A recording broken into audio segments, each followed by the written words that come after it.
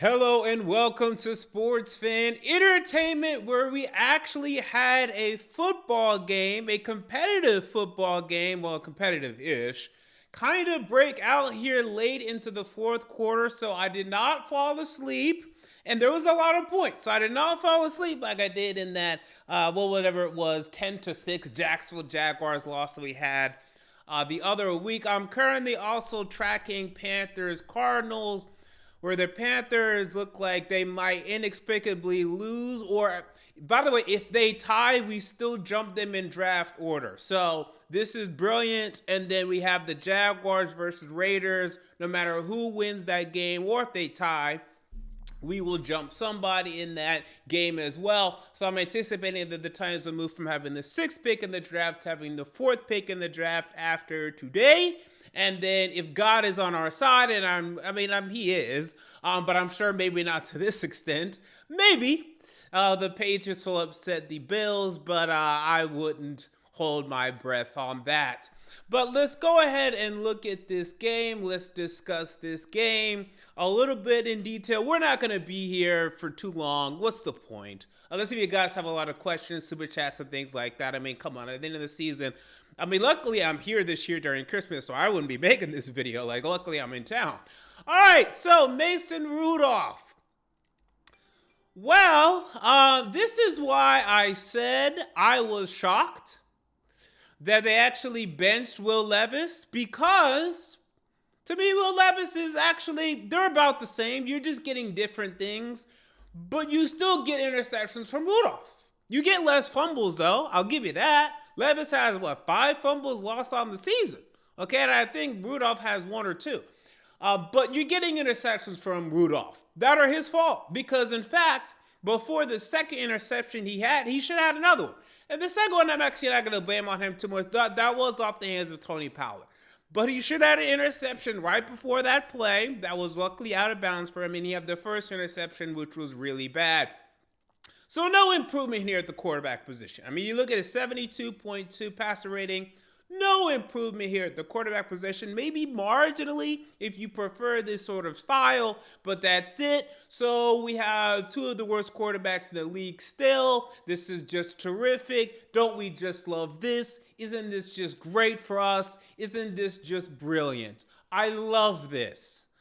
My God. So Mason Rudolph is Mason Rudolph. It is what it is. I was actually surprised that the arm he showed on the Calvin Ridley throw. That was actually pretty good. Speaking of Calvin Ridley, I thought he played well. Was he only targeted 4 times maybe? Let's see. He was targeted 5 times, but he had the deep ball of the 38-yard touchdown, which was nice, and a good catch and a good route by him to get open there. How about Chigo Okonkwo?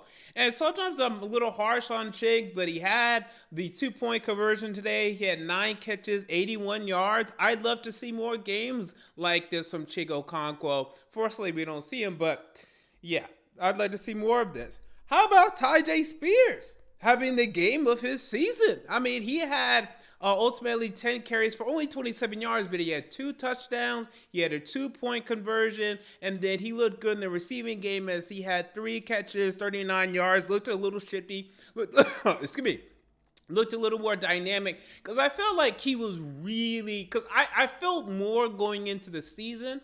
I was anticipating more of a split of let's say 60-40 between Pollard and Spears. Really, it's been all Pollard up to this point. Let's say 80%, maybe even you could say more than that. But happy to see now a little bit more from Tyjae Spears, him getting himself involved and getting a little bit more production there. So good for Tyjae Spears. I like saying that. So look, we only got sacked once today too. That's something else that we can hang our hats on. Only 1 sack today for Mason Rudolph, so the line looked better. There are times he was able to sit in the line and look and make good throws. I just wish the interceptions weren't there. That was a big blemish, and that we just fell down so early. So now let's get to the defense, where, just awful. So ended up giving 335 yards rushing today. Ridiculous, absolutely ridiculous to allow 335 yards rushing. This was ridiculous. Yet again, I had to see a Colts running back tear us apart. I had to sit back and I had to watch this and I had to endure this and I had to 218 yards for Jonathan Taylor today as we resurrect in his career. He's gotten injured a little bit this year, but he's been playing well when healthy. But when you felt like maybe, he's not going to be as impactful with his career because of injuries and whatnot, now we can instill more confidence in him. But I think injuries will continue to be a problem for him if that's what it looks like. And then Anthony Richardson adding another 70 yards on the ground. I mean, it was bad. And particularly on the long ones. And they were talking about Jeffrey Simmons' effort today. I don't know what they were talking about. Maybe effort in terms of yelling on the sidelines. But in terms of actual play, no, I don't think so. I don't think so at all. Because if there's no way to me that Jeffrey Simmons can play well. That Jeffrey Simmons can actually play well and we give up 335 yards rushing. There's just no way those two things can happen. It's just not possible. I know he's only one man out of 11, but if Jeffrey Simmons is playing well, you can't tell me that Jonathan Taylor is easily going to go through and break through like he did every time. Not if he's playing well. Now, this was T'Vondre Sweat, probably his worst game this impressive rookie season. So I think that had something to do with that. And I will credit that. But this was ridiculous. I mean, this was bad up front. So Sweat, Simmons, Coburn, Sebastian Joseph, the whole defensive line, you guys get an F. It was bad. Linebacker is bad. Now, the one slight spot that the good thing I could say, Cedric Gray. So Cedric Gray, our 4th round pick out of North Carolina, he came in and he had some stuffs. Now, he has some whiffs as well, and that was costing me some of these large runs. But you saw a couple of run stuffs in there. So you now can see, because a lot of people thought he was going to start this year. It didn't really work out. He got the injuries, and then he's been a little slow getting caught up to the playbook and everything, and things like this. But you felt like he was going to have a little bit more of an impact there. That hasn't necessarily been the case. But if we continue to see a little bit more there, that would be good to see. And I think what he ended up today, let's see what he ended up with. So Cedric Gray, he ended up leading the team in tackles. He had 15 tackles, 9 solo tackles, no tackles for loss. But you like to see him running around doing things. So maybe he can be that starting linebacker once again. By the way, Kenneth Murray stinks. Oh, my God. He was solely responsible for letting Jonathan Taylor off that left edge on one specific play. Hooker, while he had the interception, which I liked, he had a couple whiffs. Awuzie is not a great tackler out there. And neither is Jarvis Brownlee. He's just too skinny, I think, actually, to ever be a really good tackling corner. We need, that's one of the few things and good things about having Jamal Adams on this team is he was one of those guys that could do that for us. And now that's no longer the case. So that's fantastic. Isn't that just great? All right. So anyway, so there was those things there, and anything else really to note? No. And it seems like the chat's pretty dead, and I don't blame people. I know a lot of people are spending the holidays with their families and whatnot, so we can go ahead and pretty much end the stream here. I mean, there's really not much to discuss. Just continue to lose games, continue to hopefully watch us lose games. Next week, we go to Jacksonville. That's 50-50 to me. So was the last one, and yet we got it done, okay? If we lose that one, I think we're in the clear because while the Texans will definitely have the division locked up.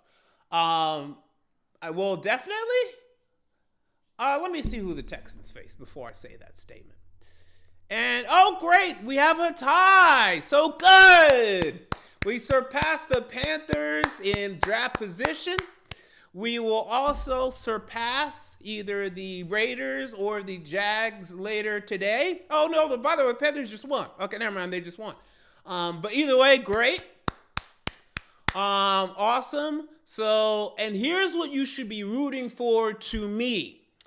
We can control our destiny here. Because, look, I know Shador's not, it's still unlikely. because we need the Giants to win a game, and I don't know how that's going to happen unless if they beat the Saints, and I'm pretty sure that game's in New Orleans. In fact, let's check that right now. The Giants go... they host the Colts is what they do, and then they go at Eagles. But this at Eagles game could be for nothing. So don't lose hope yet. Do not lose hope yet. If you are on Team Shador, here's the path. I'll tell you the path. We want the Raiders to win today. All right? And then we need to lose to the Jaguars tomorrow. The Raiders win today, we pass the Raiders. We lose to the Jags next week, we pass the Jags. The Patriots ideally win a game. I don't know where that's going to happen. That doesn't have to happen because they're not going to take a quarterback. But the only problem is if they end up with the number one pick, they're going to trade it. And they would definitely like to trade with us and still have the second pick, but you don't know what else other teams are going to be offering. And then, we would need the Giants. They host the Colts next week and they go at the Eagles. So I'm holding out hope. And because we are now in a position where it sounds like they're so out on Will Levis, and I am not particularly in on, like, if you're going to bench Levis, which is what they did, and they're basically saying it's not the future.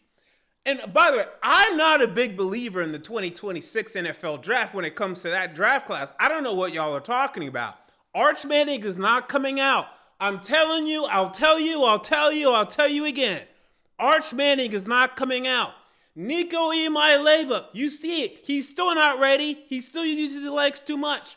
Garrett Nussmeier is a second-round pick as of right now. Maybe he's a mid-first. He's definitely not a high-first next year. Drew Allard, we'll see. So it's deeper, but it's not better. And there's not one of those names, except for maybe Arch Manning, that's as good as Shedeur Sanders. Cam Ward, to me, is intriguing. And I think he would come in and immediately be better than Will Levis. I do believe that. So I don't want to have a lame duck, not only 25, but maybe 26. Or now we're taking Nussmeier in 26 when we could have had Ward in 25. Give me Ward in 25 over Nussmeier in 26. Give me Ward in 25 over Nico Iamaleava. As of right now, give me Ward. Because Ward's a Heisman candidate in Nico and anything close to that. And he still has the potential to get there. He ain't anywhere close to that. So, we'll see. We will see. But yeah, and we can continue to have these discussions this week and for the rest of the year because God knows there's nothing else to discuss. All right, so until next time, this has been MJ of Sports Fan Entertainment. I'm out. See you all later.